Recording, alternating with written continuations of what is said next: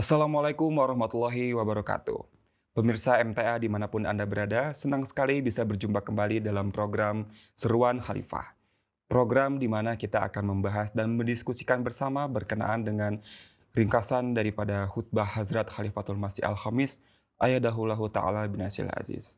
Pada episode kali ini kita akan melanjutkan kembali diskusi berkenaan dengan khutbah huzur yang beliau sampaikan pada tanggal 12 Desember 2025 berkenaan dengan etika dan juga seni dalam berdakwah.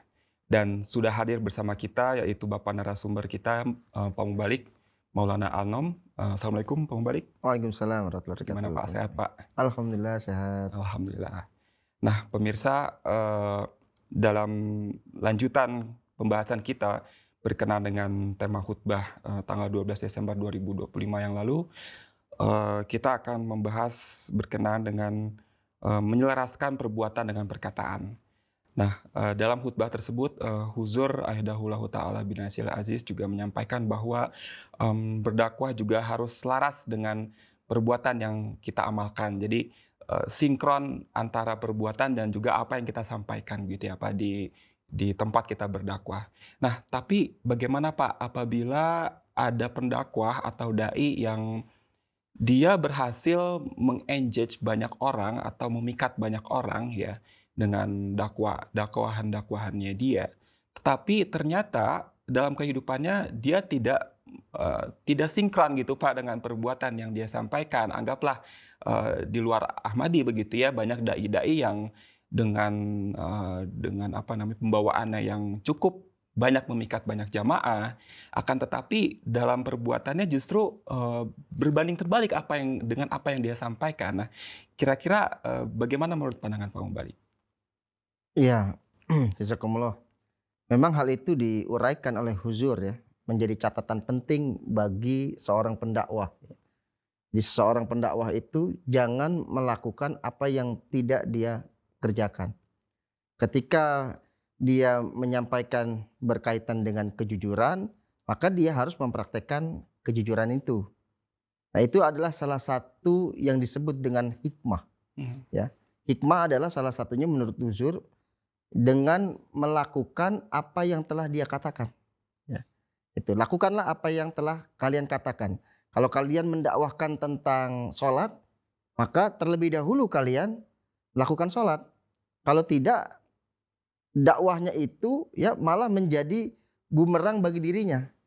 Ya, jadi jika kita mengatakan sesuatu yang tidak kita lakukan, itu di hadapan Allah Subhanahu wa taala itu eh, ganjarannya atau balasan dosanya itu menjadi berkali-kali lipat. Karena dia sudah mengetahui sesuatu tetapi dia tidak lakukan hal tersebut begitu ya.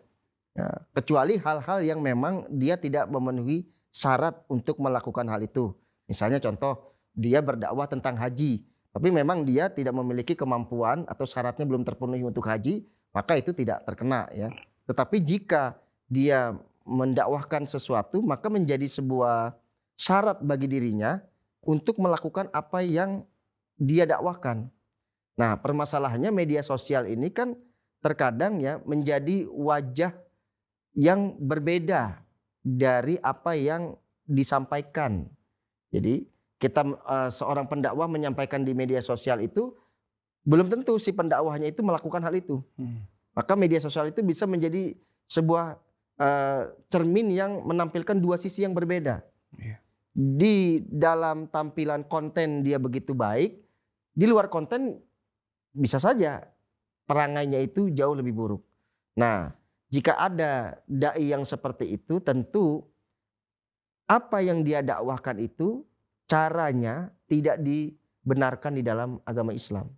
Malah nanti itu akan menjadi menjadi pencoreng daripada wajah Islam gitu. Dan bisa menyesatkan kebanyakan umat.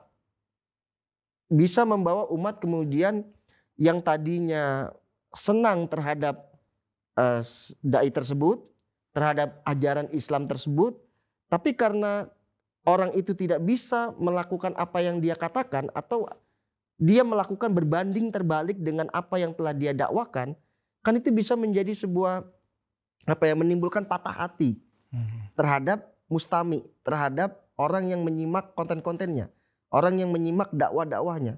Yang tadinya sudah berempati, bersimpati, mau ingin merubah sikapnya Iya. yang lebih baik sesuai yang disampaikan oleh pendai, dengan melihat bahwa oh ternyata dai-nya tidak melakukan apa yang dia katakan, Jadi hilang respect ya, maka Pak? dia hilang respek, dia patah hati. Iya. Ah kalau begitu saya tetap aja dalam kondisi yang seperti ini. Mhm. Nah itu bahkan menjadi satu hal yang lebih berbahaya lagi gitu. Iya. Ya jadi memang, betul apa yang Huzur sampaikan bahwa, apa yang kita dakwakan harus sesuai dengan apa yang kita perbuat dalam keseharian ya, Pak. Nah, kita beralih ke topik lain, Pak, yang mungkin ini disinggung dalam episode sebelumnya bahwa, eee, dalam khutbah Huzur tersebut ya, Huzur menyatakan bahwa Hazrat Masih Maud alaihissalatu wassalam menyatakan bahwa jihad yang terbaik dalam era ini adalah melalui pena.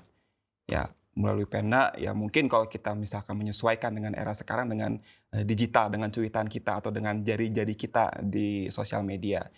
Nah, menyikapi, respon dari para viewers kita atau mungkin dari para komentar-komentar yang netizen-netizen yang mungkin, menyayat hati dan menyinggung perasaan kita gitu.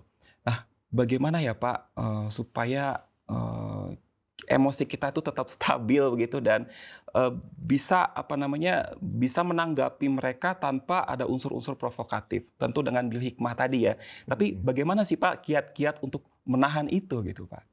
Baik. Yang pertama adalah apa yang disampaikan oleh Hadrat Masih Maud 100 tahun yang lalu, bahwa saat ini jihad itu dilakukan dengan pena.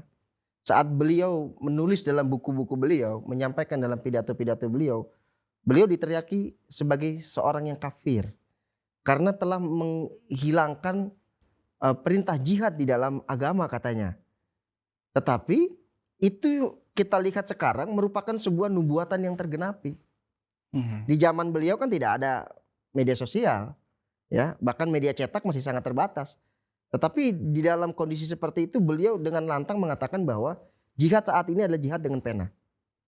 Sekarang kita melihat banyak cendekiawan muslim, dai-dai Islam mengatakan bahwa jihad pada era ini adalah jihad dengan pena.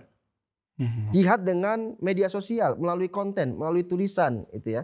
Itu padahal sudah beliau sampaikan 100 tahun yang lalu gitu ya. Yang ini bagi kita ini merupakan menambah keyakinan, keimanan bahwa Hadrat Masih Maud salam itu memang datang dari Tuhan karena apa yang beliau sampaikan itu semakin tahun ya itu semakin terbukti kebenarannya. Nah, berkaitan dengan tadi yang disampaikan, bagaimana kalau kita membuat konten misalnya berdakwah, kemudian dikritisi dengan hal-hal yang menyayat hati gitu ya, menaikkan tensi emosi begitu. Nah, yang pertama adalah ketika kita membaca atau mendengar secara langsung kita direspon dengan cara yang tidak baik, yang menyakiti hati, yang pertama kita lakukan adalah kita kalau dalam bahasa psikologis itu tarik napas selama 10 detik. Tarik napas 10 detik. Kita harus bernapas seperti biasa selama 10 detik. Tapi kalau di dalam ajaran Islam, hal itu kita tambahkan dengan kita beristighfar. Istighfar. Iya. Kita mohon ampun kepada Allah Ta'ala. Mohon ampun kepada Allah Ta'ala itu bukan berarti kita salah. Bah kalau kita istighfar berarti apa yang kita tulis kita salah dong. Bukan. Huzur menyampaikan bahwa istighfar itu ya hal itu benar. Tetapi yang lebih baik lagi pemahaman daripada huzur bahwa istighfar itu adalah kita menahan ya sesuatu hal yang ke depan yang terjadi bisa saja kejadian itu menjadi kejadian yang lebih buruk atau menjadi kejadian yang buruk. Kita meminta kepada Allah Ta'ala supaya hal itu dilindungi. Tidak tidak apa, tidak terjadilah keburukan itu di masa yang akan datang dari apa yang telah kita lakukan. Karena yang kita lakukan walaupun baik, kalau caranya salah akan berakibat menjadi keburukan. Ya. Potensinya sangat besar. Walaupun yang kita lakukan baik, tapi caranya buruk, salah, akan potensinya itu menjadi sebuah keburukan. Nah, dengan istighfar itu kita meminta kepada Tuhan secara langsung dengan kalimat yang sangat singkat. Astagfirullah, ya Allah ampunilah saya. itu mengandung sebuah khasiat bahwa ya Allah, tolonglah saya sedang ada masalah ini, ya, saya sedang membuat ini, tolong supaya yang saya buat ini tidak mendatangkan masalah-masalah baru yang tidak bisa saya tangani, yang di luar dari kemampuan saya. Nah, itu adalah khasiat daripada istighfar. Sehingga ketika sudah kita tarik napas, ya, tidak langsung merespon, tahan diri, kemudian beristighfar kepada Allah Subhanahu wa taala, itu biasanya kita akan ingat tujuan kita bikin konten itu, dakwah itu apa? Oh, akan diingatkan tuh secara fitrati dalam badan kita bahwa kamu tujuannya adalah untuk menarik manusia kepada kebaikan.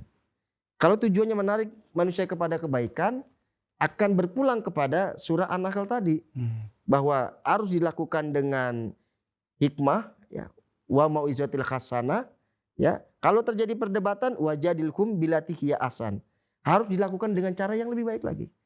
Nah, nanti tentu dengan pengalaman-pengalaman, ya, jam terbang itu akan membuat kita semakin terlatih. Bagaimana menangani hal-hal semacam itu dengan cara yang lebih baik dan lebih baik lagi.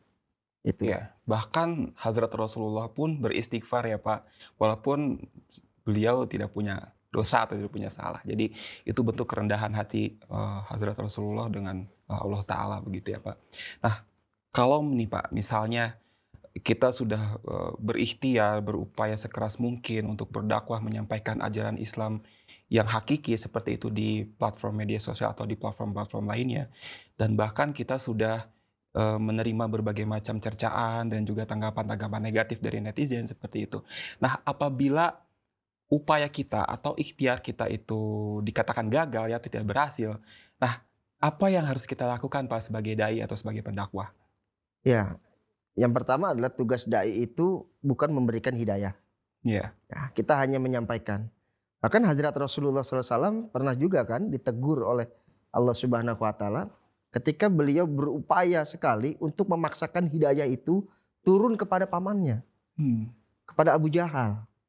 Pernah di satu masa Rasulullah SAW itu berdoa, ya Allah Ta'ala, jadikanlah paman saya ini untuk menerima Islam.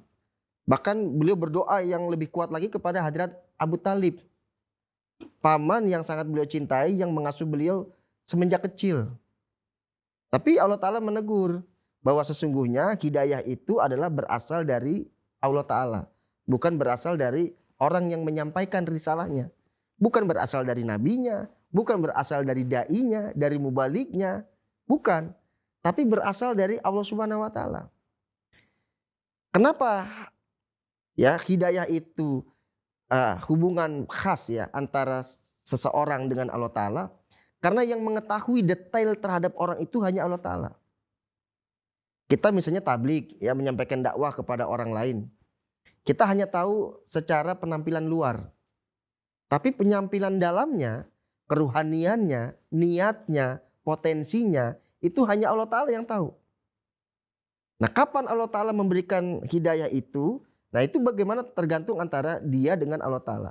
Maka terkait hidayah itu bukan lagi menjadi ranah dari nabi, ranah dari dai, ya, ranah dari mubalik, bukan.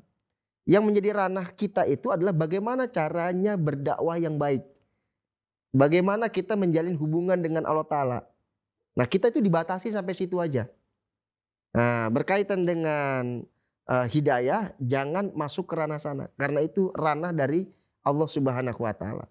Jika kita sudah berdakwah, kemudian orang itu taruhlah menolak atau bahkan menentang, ya kita tidak usah sedih. Karena kita sudah berhasil menjalankan misi kita. Karena misi kita itu menyampaikan, bukan membuat orang itu mendapatkan hidayah. Kalau ada orang mendapatkan hidayah, itu pasti menyenangkan hati yang berdakwah. Wah, alhamdulillah, berarti melalui perantaraan saya orang ini mendapatkan hidayah menjadi orang yang lebih baik daripada sebelumnya, menerima keimanan dari sebelumnya kegelapan. Itu menjadi bonus bagi kita. Tetapi harus diingat di awal, tujuan kita bukan itu. Karena tugas kita juga bukan itu, bukan memberi hidayah. Itu dari Allah Ta'ala. Nah, kita hanya sebagai perantara yang memainkan, yang menjadi pengantar, harus menjadi pengantar yang baik sesuai dengan kaidah-kaidah di dalam Al-Quran. Berarti kita nggak boleh ya Pak, kalau berdoa kepada Allah Ta'ala nih dalam berdakwah, misalnya kita habis berdakwah, terus kita berdoa, "Ya Allah mohon supaya yang tadi kita tablighi akan beat gitu ke jemaat atau menerima kebenaran," itu kita sebenarnya tidak boleh seperti itu ya Pak? Sebenarnya di dalam Al-Quran malah harus seperti itu. Oh seperti itu. Harus seperti itu. Tapi Oh, ketika kita memaksakan, mhm. "Ya Allah ini kenapa nggak baiat-baiat ini? Iya iya. Saya sudah tablighi dia 2 tahun ini, kok nggak baiat-baiat?" Seakan-akan kita tidak terima dengan kondisi bahwa dia tidak baiat. Oke. Kita dibatasi oleh Allah Ta'ala, jangan sampai situ. Berdoa supaya orang ini selamat, orang ini masuk ke dalam Islam, masuk ke dalam jemaat, memang merupakan Memang salah seperti itu satu doanya ya? salah satu tugas dari dakwah kita, Hmm. mendoakan orang itu supaya mendapatkan petunjuk. Kan di dalam misalnya surah Al-Fatihah, ihdinas siratal mustaqim, kan tunjukilah jalan yang lurus. Lurus. Ya itu kan kalau dalam tafsirnya bukan hanya kepada kita, tetapi kepada orang lain pun semoga Allah Ta'ala menunjuki jalan yang lurus kepada mereka. Kepada mereka yang mencari kebenaran, kan itu. Iya iya. Tetapi memaksakan kepada Allah Ta'ala atau kepada orang itu supaya dia ikut dalam hidayah kita. Misalnya memaksakan, kamu masuk Islam nggak? Kalau nggak masuk Islam, misalnya Kang Umay kan dosen, kamu kalau nggak masuk Islam nih, karena agama kamu bukan Itu Islam, nilainya. nilainya saya turunin nih. Nah itu nggak boleh karena itu bukan wilayah kita. Iya iya. Atau seseorang pengusaha punya karyawan, kamu kalau nggak masuk Ahmadiyah, kamu keluar aja dari pekerjaan. Itu nggak boleh, dilarang dalam agama. Kita dibatasi. Tidak boleh sampai situ. Tugasnya menyampaikan aja bahwa ini kebenaran, bahwa ini yang agama yang lebih baik adalah Islam, bahwa di akhir zaman ini ada Imam Mahdi, adanya di Ahmadiyah, bergabung ke dalamnya supaya kita mendapatkan keselamatan. Hanya sampai situ. Kemudian doakanlah dia supaya dia bisa mendapatkan hidayah. Nah, dibatasilah sampai situ saja. Oh baik Pak, sekarang saya udah paham. Nah berkenaan dengan mubalik nih Pak, tentu berat ya Pak sebagai mubalik dalam apa ya, dalam kedudukannya di jemaat sebagai orang yang bukan memimpin, maksudnya membina anggota-anggota untuk ikut berdakwah atau bertabligh. Nah menurut dari pandangan Pak Mubalik sendiri sebagai seorang mubalik, seperti apa sih Pak tantangannya? Iya, kalau ditanya tentang itu, memang Huzir sampaikan berat ya. Kalau saya boleh mengambil satu pendapat dari Huzur, ya di Huzur kedua tentang misalnya program Wakfi Jadid. Nah, Huzir sampaikan ketika membuka program Wakfi Jadid itu.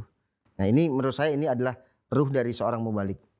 Huzir sampaikan program Wakfi Jadid itu harus menyentuh tempat-tempat yang paling tersulit, yang dai-dai biasa yang bukan Ahmadiyah itu nggak mau menyentuh mereka karena sulitnya fasilitas, sulitnya akomodasi, bahkan sulitnya orang karena sumber daya manusianya yang sangat rendah. Nah, dai-dai mubalik-mubalik itu harus bisa menyentuh orang sampai di situ, bukan hanya datang, tetapi harus tinggal menetap bersama mereka hingga mereka itu bisa menjadi orang yang berakhlak dan bisa menjadi orang yang mengenal terhadap Tuhan. Nah, sejatinya mubalik itu poinnya harus sampai situ. Yang disampaikan oleh Hadrat Khalifatul Masih yang kedua. Nah, kalau misalnya seseorang, misalnya Kang Umay kan dosen misalnya ya, menyampaikan sebuah ilmu kepada mahasiswanya. Sampaikan aja ilmu begini. Nah, tapi kalau Kang Umay mau menjadi seorang dosen yang berjiwa mubalik, maka ilmu itu harus dipastikan sampai, dipastikan diamalkan, dan dipastikan berkaitan dengan Tuhan. Jadi akhlaknya, amalnya berubah sesuai dengan ilmu yang disampaikan dan memiliki kaitan hubungan dia dengan Tuhan. Nah, sampai seperti itu. Masya Allah. Menjalani itu kan tentu tidak mudah. Ya, itu. mudah. Ya memang berat ya menjadi mubalik, tanggung jawabnya seperti itu. Dan tadi juga jadi kena nih pesannya ke saya nih sebagai seorang tenaga pengajar begitu ya Pak, bagaimana ilmu kita bisa sampai ke orang yang kita berikan ilmu, transfer ilmu begitu ya, sampai mereka itu mengamalkan dan mengintegrasikannya dengan ketuhanan. Saya pikir ini bukan cuma profesi sebagai dosen atau guru saja ya Pak, tapi semua profesi, semua apapun yang berkaitan di dunia ini tentu harus kita kaitkan dengan Allah Ta'ala, seperti itu ya. Nah kemudian Pak, tadi ya pengalaman Bapak sebagai mubalik itu. Disampaikan bahwa, mubalik itu harus, istilahnya apa, bermukim ya di antara, orang-orang yang menjadi apa istilahnya, untuk kita tablighi atau kita dakwahkan seperti itu. Nah, apakah ada apa ya kira-kira kriteria-kriteria tertentu untuk, menempatkan mubalik? Saya tidak tahu karena mungkin ini, bukan ranah kita ya. Tapi, yang sepengetahuan Pak Mubalik nih, bagaimana kalau, apa ya, jika ingin, seorang mubalik itu menyesuaikan dengan, eee, apa, penduduk yang mungkin asing buat, seorang mubalik tersebut itu, kira-kira seperti apa sih, Pak, adaptasinya gitu, Pak? Baik ya, kalau saya berkaca terhadap pengalaman saya pernah ditugaskan di jemaat Sintang Balegana, Iya. 2 cabang yang saling bertolak belakang, yang satu di kota, yang satu di kampung. Saya pernah ditugaskan di jemaat yang ada di pulau, Mmm. pernah pernah membuka cabang yang ada di perbatasan, ya, kemudian membuka lagi pertabligan yang ada di sebuah kabupaten yang belum ada Ahmadinya, gitu. Nah, tentu bagaimana cara kita untuk beradaptasi dengan lingkungan baru, yang pertama adalah, eee, kita harus kenali lingkungan kita seperti apa, pengenalan dulu lingkungannya seperti apa, dan kita harus menerima lingkungan itu.